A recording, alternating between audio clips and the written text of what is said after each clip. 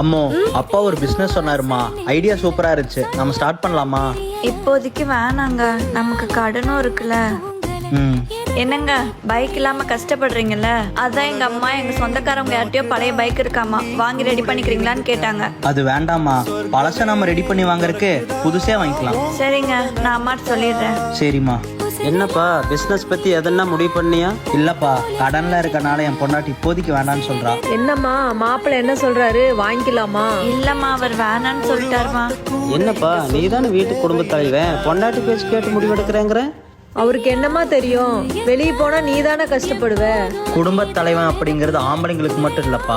எந்த வீட்டுல புருஷன் பொண்டாட்டி பேச்சை கேட்டு நடக்கிறானோ அவனும் உண்மையான குடும்ப தலைவன் தான்ப்பா. புருஷன் சொல்ற விஷயம் கரெக்டா இருந்தா எந்த பொண்டாட்டியும் ஏத்துப்பாங்கம்மா. ஒரு குடும்பத்துக்கு எது தேவை, எது நல்லதுன்னு புருஷன் பொண்டாட்டி 2 பேரும் சேர்ந்து முடிவு பண்ணா அவங்க 2 பேருமே குடும்ப தலைவன் தான்ப்பா.